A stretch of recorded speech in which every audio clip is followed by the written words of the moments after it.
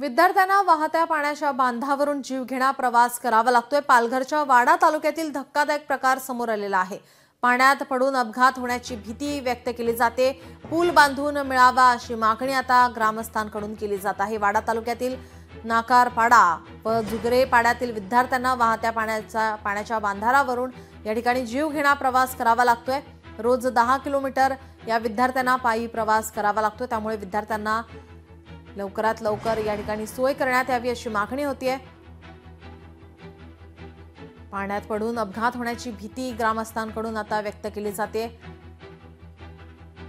पूल बांधून मिळावा या ठिकाणी यासाठी आता वारंवार मागणी केली जात आहे।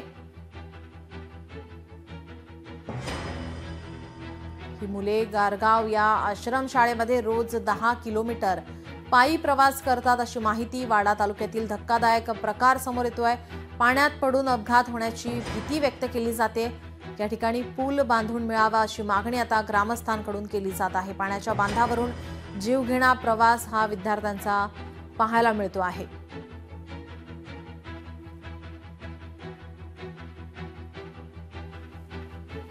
आपण हे दृश्य पाहतोय। पाण्याच्या बांधावरून जीवघेणा प्रवास सुरू आहे। पालघरच्या वाडा तालुक्यातील हा धक्कादायक प्रकार आहे। त्यामुळे पाण्यात पडून अपघात होण्याची भीती सुद्धा व्यक्त केली जाते। पूल बांधून मिळावा यासाठी ग्रामस्थांकडून आता मागणी होत आहे। वाडा तालुक्यातील नाकारपाडा व जुगरे पाड्यातील विद्यार्थ्यांना वाहत्या पाण्याच्या बांधारावरून या ठिकाणी जीवघेणा प्रवास करावा लागतोय। रोज 10 किलोमीटर या विद्यार्थ्यांना पायी प्रवास करावा लागतोय। पाण्यात पडून लोकशाही मराठी ऐका, पहा, जागरूक रहा।